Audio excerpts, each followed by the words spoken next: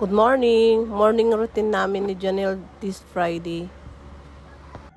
Dahil wala tayong lakad ngayon, ito ang gagawin namin ngayon ni Janelle ngayong Friday.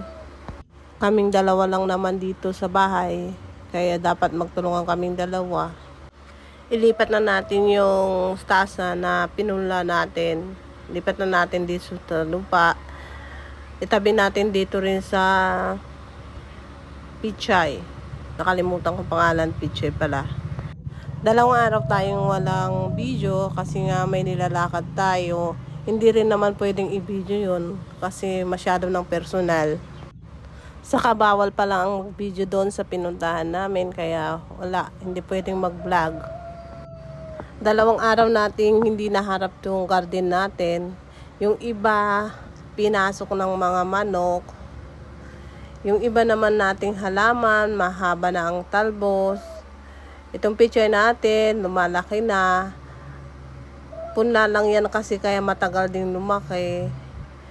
Yung mga pipino natin, may mga bulaklak na. Nakakatuwang pagmasdan. Kasi nga, yung pinaghirapan natin, unti-unti nang lumalago dahil sa ulan. Yung may mga nag-message, may mga nagtatanong, hindi na raw nila nakikita tong garden natin. Hindi rin naman natin pwedeng ipakita lahat-lahat sa araw-araw.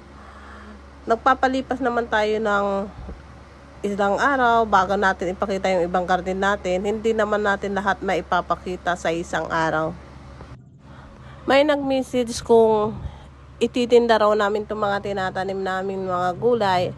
Sabi ko naman, hindi to paninda, kundi personal use lang namin para makatipid lang kami sa gastusin. Alam niyo na, malapit na pasukan, kailangan naming magtipid. Ngayon pa nga lang, iniisip ko na ibibili ng sapatos, ibibili ng bag, pambayad sa tuition. Kaya ngayon dapat tipid-tipid.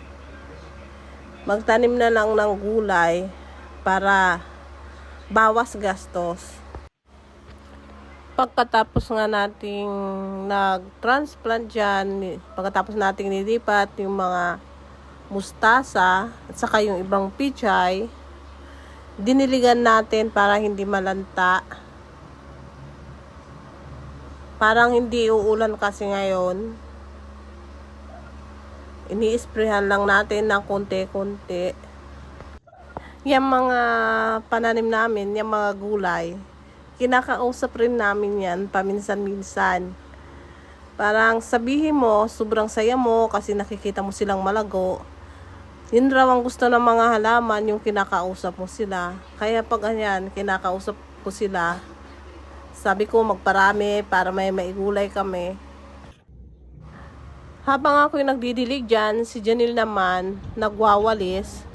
Pagkatapos ko namang nagwalis dyan, naglaban naman ako ng mga pang-alis. Hindi kasi namin winawashing yan, kundi hand wash ginagawa namin. Hanggang dito na lang. Maraming salamat sa panonood. Please like and share. Thank you.